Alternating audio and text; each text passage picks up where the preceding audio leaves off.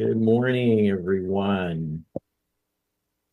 So, some thoughts to share with you this morning about the readings you just heard. But before I do that, let me just thank everyone in our congregation and in the wider community for your flexibility this morning. So, you may not have thought about the fact that on Saturdays, when there's a tricky Sunday forecast, that ministers spend far too much time going online looking at weather reports. And so I spent more time doing that yesterday than I did perfecting this morning's sermon. So have a little grace and forgiveness. Um, but uh, but anyway, yeah. So, but it wasn't a hard decision to make, and Reverend Leah and I were, communicating throughout the day. But I would never want anyone to have a mishap trying to get to church. So I'm just so, as I said earlier, I'm so grateful that we have this technology and that we've learned how to use it in a way that can create a worship experience. And I'm just so grateful that there are so many of you have joined us. And I'm also special thanks to those who were planning for their flexibility, planning things at church this morning. The choir is planned a beautiful anthem, which I am hoping and assuming they will sing next Sunday. Our ASP youth, as I think Reverend Leah mentioned, we're going to hold a fundraising lunch again, which will happen next Sunday. And so we're pushing things back a week, but hopefully we won't really miss a beat. And I also want to just give you a little update on the worship calendar. So the service today was going to be a very special and important service in which I was going to share the pulpit with Price Thomas, who is the executive director of City of Promise. And Price has spoken at our church before during the Social Action Collection. But the reason Price was coming back this Sunday was we were going to announce the formation and the beginning of a really exciting and what I think will be impactful and even transformational partnership between our congregation and City of Promise. And what Price has to say, I feel is so important. I didn't want him to share it on Zoom. I really want him in the sanctuary. So I hope that you all will either Zoom in next Sunday or if you're, be at church, because I think this partnership has the potential to really help our congregation get out into the Charlottesville community and make connections that we haven't always done a great job of making. So this is going to be a really important moment. So please do join us next Sunday. Now, today's service is going to be good, so don't log off yet.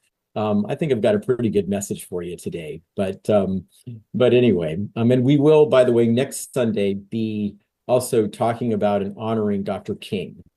So anyway, so looking forward to that. Final point I just wanted to make is that it's just so good to be back with you all. I still haven't been back in the pulpit since Christmas Eve, so I'm not even sure if I can find it, remember where it is. Hopefully I'll be able to make my way back there next Sunday. And but I haven't been back in a while, and I've been back at church, but not back in the pulpit. Last Sunday, as I'm sure many of you know, Pastor Bates from Ebenezer Baptist was at our congregation, and from all reports I received, preached, as always, a fabulous, wonderful sermon.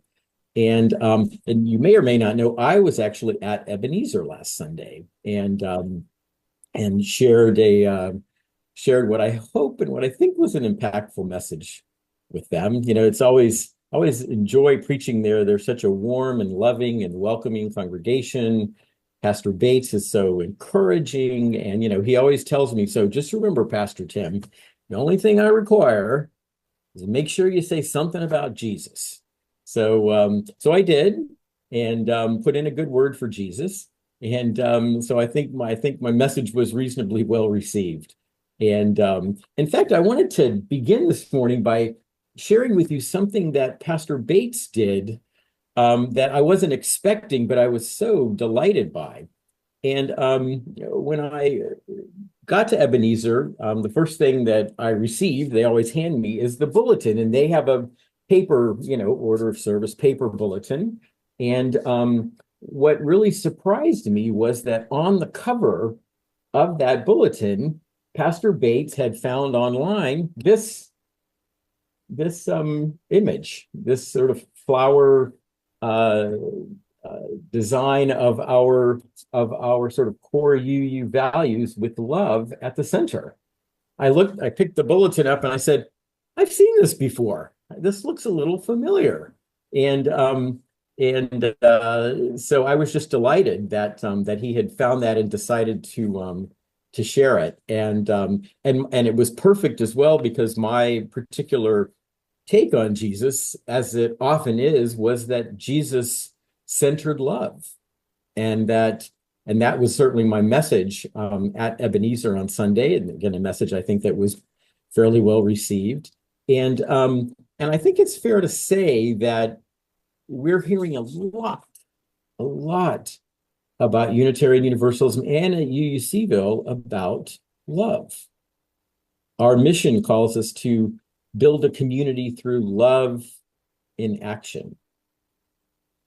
Our not new, but our sort of reimagined values remind us that love is at the center of Unitarian Universalism. And of course, we get that heritage very much. And thank you, Carol Gardner. Yes, you just put in the chat, and I meant to mention this, so thanks for the reminder, that our Neighboring Faiths class, which is our middle school faith development class, was due to go to Ebenezer, I think, today. And but that I'm sure will be rescheduled. And as part of their journeys to go to visit different faith traditions, different communities, different congregations, which is, one of the great things about our religious education for children and youth and adults, I would add. So while we're hearing so much about love, and we're really centering love, and we're drawing on the roots and the heart and soul of our universalist side, what I want to do today is to lift up what I see as the other pillar of Unitarian Universalism, and that is religious freedom, freedom of conscience, the freedom to explore, to question, to believe, to not believe, to doubt, to feel certain. The simple truth is that we Unitarian Universalists believe in that freedom is at the heart of what it means to be a human being, and I would add, to be a person of faith. Now, I don't know if we have many folks today on Zoom who are joining us today who are reasonably new to Unitarian Universalism, but at first glance, when you think about religion in sort of the way we often think of it in a traditional sense, centering freedom to question, the freedom to doubt, may sound a little strange. I mean, isn't the model of religion that many of us grew up understanding and perhaps still hear, isn't that model more about obeying and obedience rather than questioning?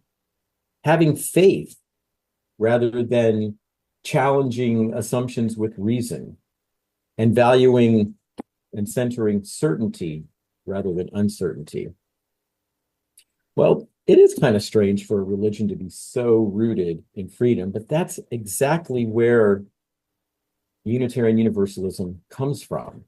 And it's very much about what we're about to this very day. We believe, as I said a minute ago, in the beauty and the blessings of the free mind, of the critical mind. Doubt and uncertainty are as important in our spiritual lives as our most deeply held beliefs.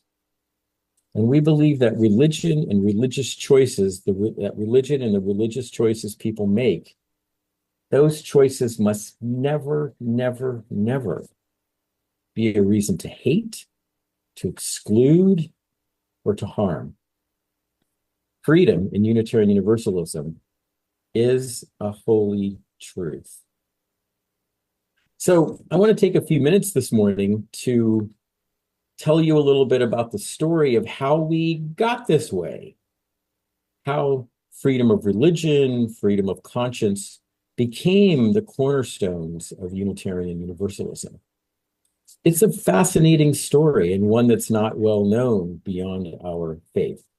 Many of you may know it. Some of you may not have heard it in a while. So hopefully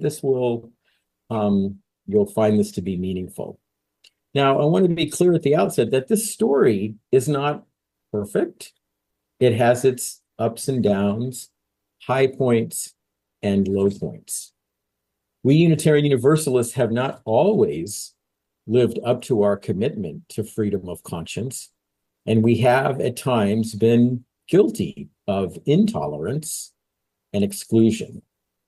But we've never lost our commitment to freedom. That has always endured. And that commitment always calls us back, I think, to our best selves and to the heart of our faith. So here's the story. I think it was 6 or 8 years ago that many of our Christian siblings celebrated the 500th anniversary of one of the momentous events in the history of religion and in the history of Unitarian Universalism. And that, of course, was the Protestant Reformation. Now, the Reformation, I won't say, as you'll recall, because I don't think any of us actually remember the Reformation. It was launched back in the early 1500s by Martin Luther. Luther was pretty angry about what he saw as the corruption of the Roman Catholic Church. He even drafted a set of 95 bullet points, although the more technical term is theses. He then famously nailed them to the door of what was then the Catholic Church in Wittenberg, Germany.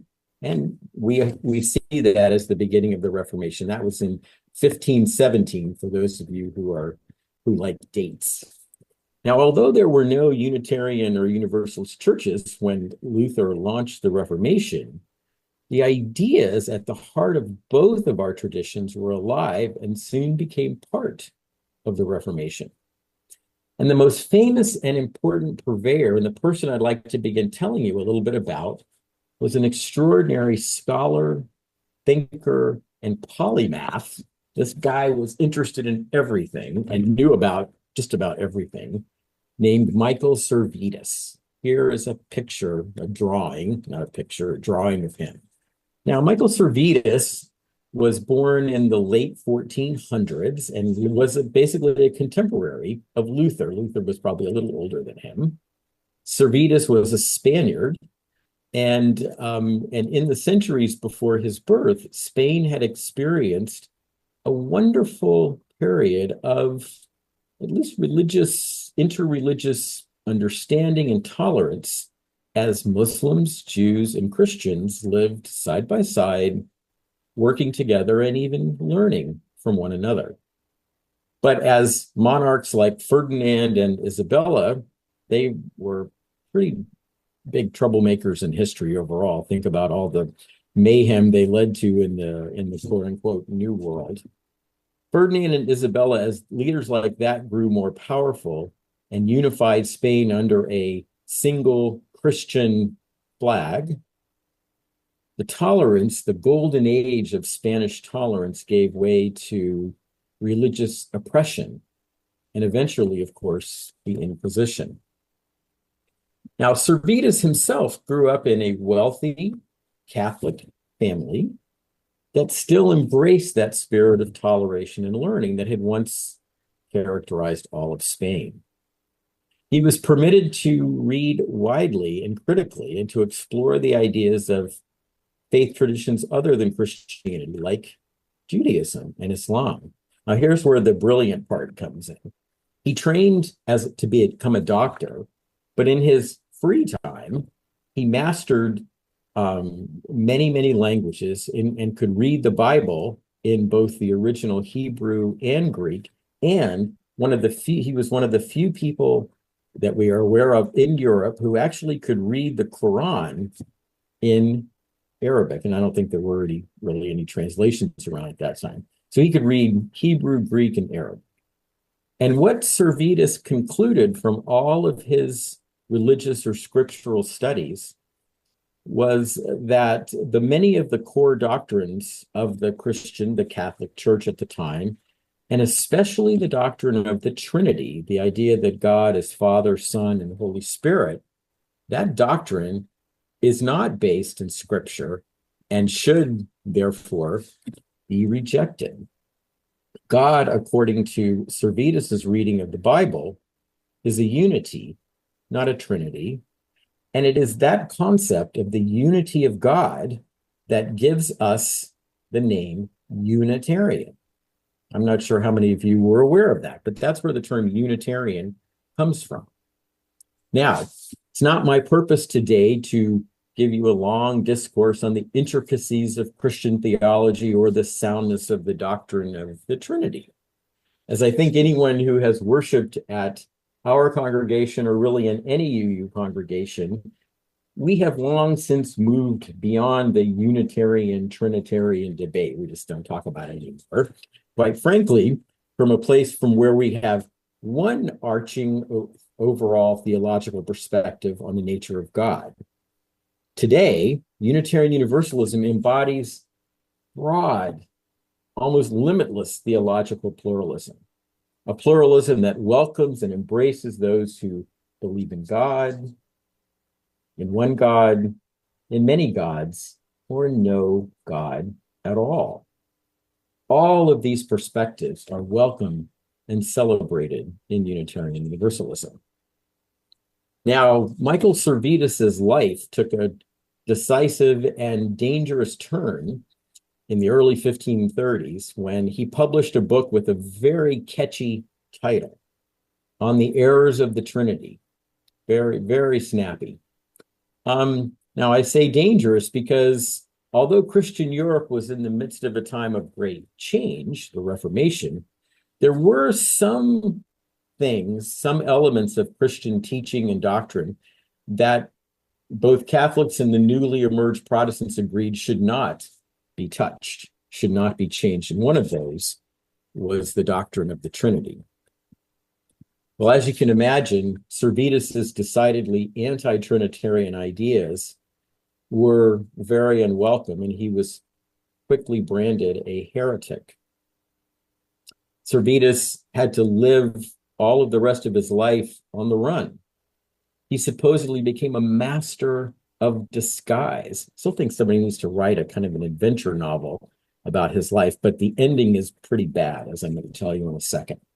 Warrants for his arrest were issued, and he was often, as I said, forced to live and travel in disguise. And I'm sorry to say that his luck ran out in 1553 when the religious authorities in Geneva, Switzerland, spotted Servetus. He was arrested, put on trial, convicted of heresy, and burned at the stake in October of 1553. And by the way, in case you were wondering, the leader of Geneva and the one who ultimately made the decision to execute Servetus was none other than John Calvin. And what was Servetus's crime?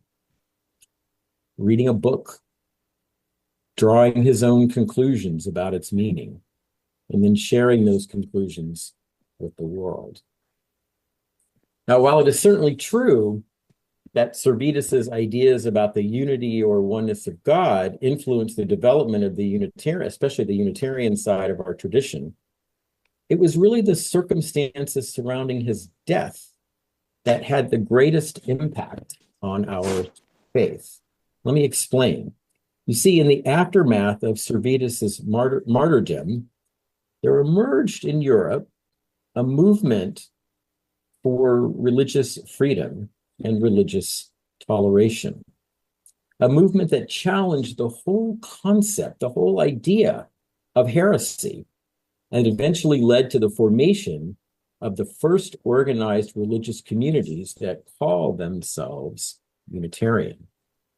And one of the most important leaders and spokespeople in this movement was a scholar and a writer named Sebastian Castellio. And I think I've got a picture of him. Here it comes.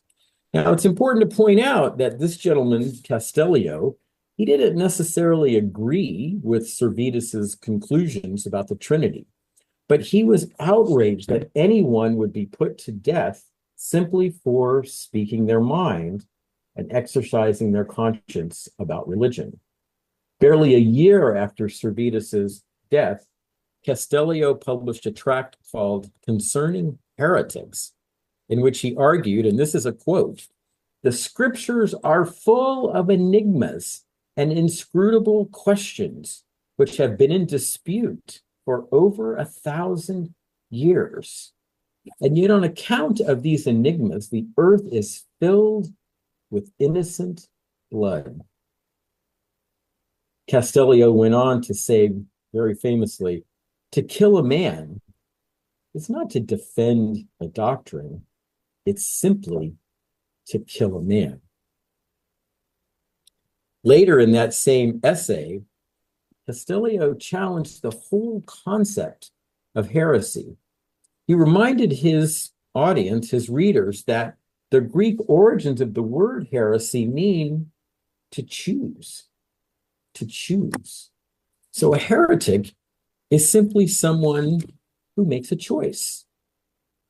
And as Castellio and others of this movement for religious freedom pointed out, if heresy is ultimately about choosing, then shouldn't we all be heretics, following the light of our hearts and minds to find a faith that is meaningful for us? Now, the ideas of Castellio and others spread around Europe.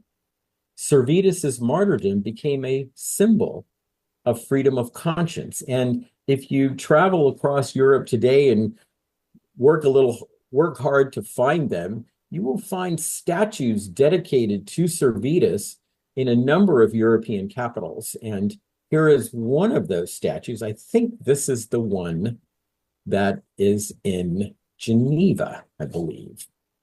So yes, and I'm not going to translate the French because I think that French is not very good, but if you read through it, you'll notice that at the bottom, it says that he died in 1553 at the instigation of Calvin. Now, I don't want to give you the impression that Servetus's death led to the end of religious persecution. That's obviously not true. Religiously inspired violence continued among both Catholics and Protestants and was often carried out by the state. But there were exceptions to this chaos in places where the flower of freedom and tolerance bloomed, at least for a while. And it was in one of those places that Unitarian Universalism, and especially Unitarianism, was born. About, 15 or so years after Servetus's death, in the small region known as Transylvania, a religious reformer named Francis David adopted Servetus's Unitarian ideas and embraced the values of religious freedom and tolerance. Like much of the rest of Europe, Transylvania had been plagued by religious division and at times violence. David and his allies won the ear of the young Transylvanian king, John Sigismund, convincing him to call a meeting of religious leaders to discuss the problem of religious conflict and violence. That meeting took place in the small city of Torda, and after significant debate, the edict that Reverend Leah read an excerpt from was adopted, and that's Francis David on the left, and King John, who sadly died at only like 31 or 32 years of age. That's King John on the right.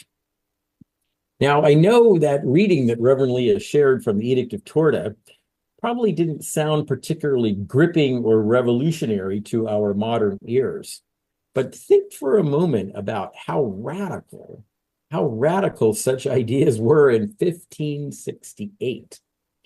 For the state, and the Edict of Torda was a state proclamation, for the state to proclaim that individuals and churches would be left alone to follow their consciences, and that in the words of the edict, no one shall be reviled for their religion. I mean, come on, that's pretty unheard of and extraordinary in that day. And I would say even for quite a few years after that as well. And as far as we can tell, the edict was one of, if not the first legal proclamation of religious freedom and tolerance in the West. And all thanks to a Unitarian reformer and a Unitarian king. Now, about the same time that King John and Francis David were meeting to develop and approve the Edict of Torda, the first organized Unitarian churches began to emerge in Transylvania and other places that today we would call Eastern Europe, Poland, Czech Republic, and so on. Those churches thrived for a time, but soon confronted the return of religious oppression and intolerance. I mentioned that King John died at a young age, and I'm sorry to say that his successors were not that keen on the edict. But a number of those congregations survived, and thankfully, as we know, Unitarian churches still exist in Transylvania, and our congregation maintains a partnership with one of those churches.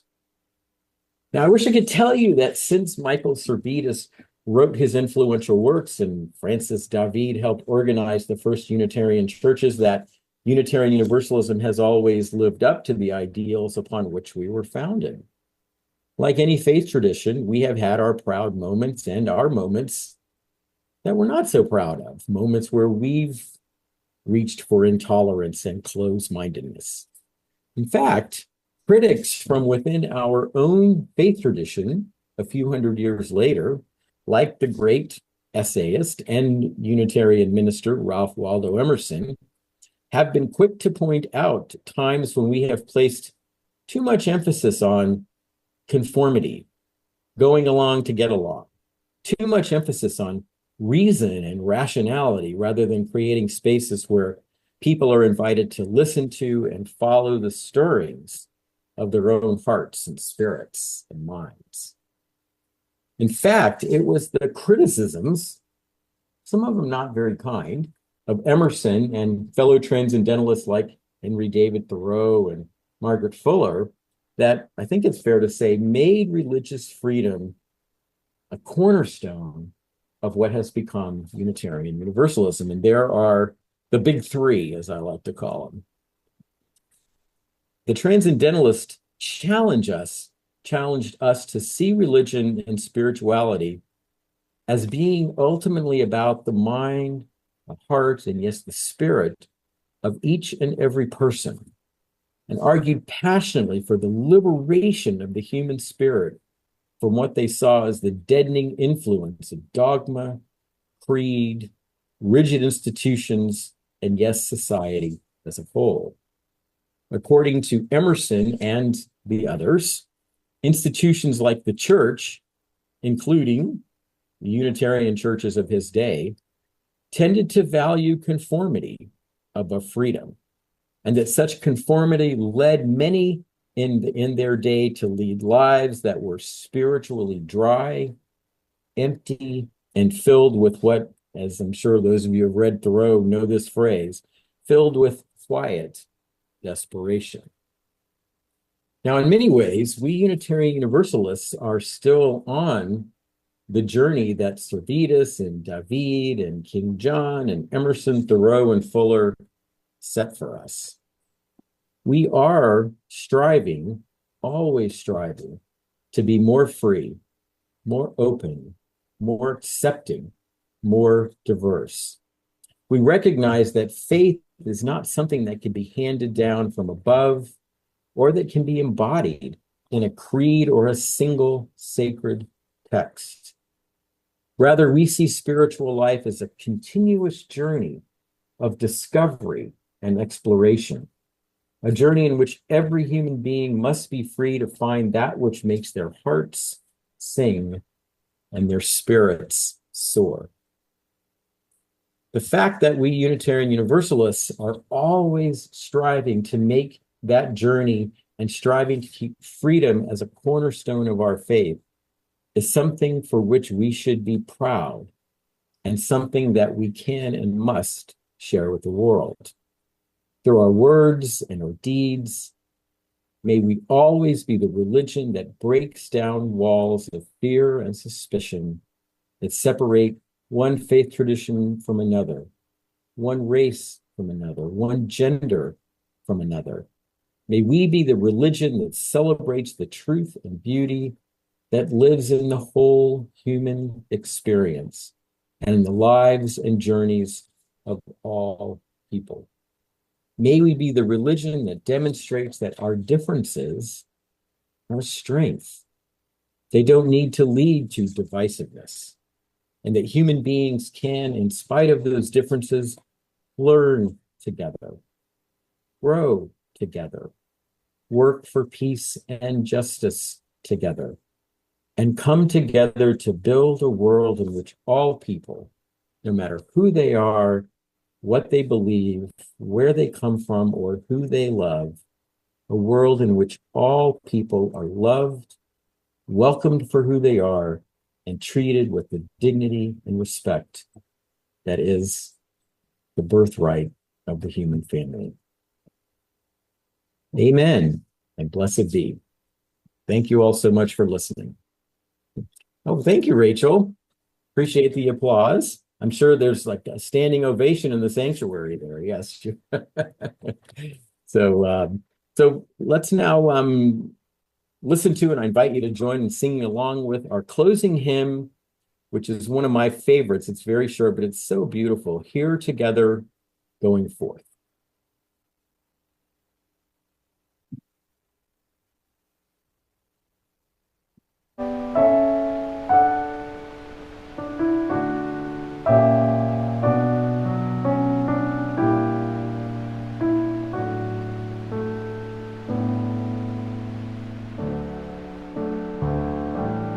We have spent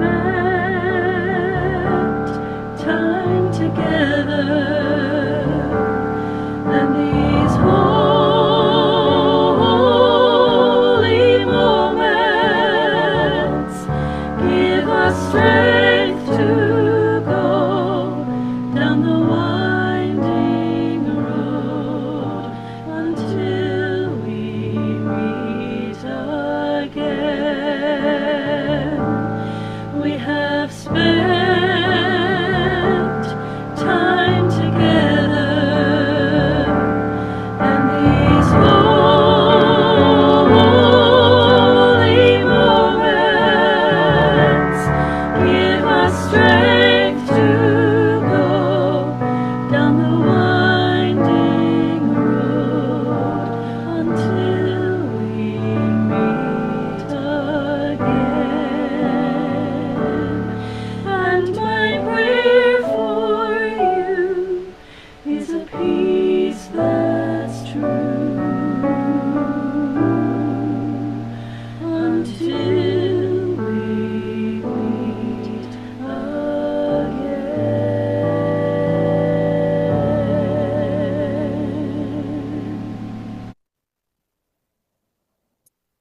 If you have lit a candle or chalice in your home, I invite you to extinguish it as Reverend Leah extinguishes our community chalice. I also would like to add, before I deliver the words of the benediction, that we will have a brief postlude, a recording of our own Scott DeVoe playing the piano.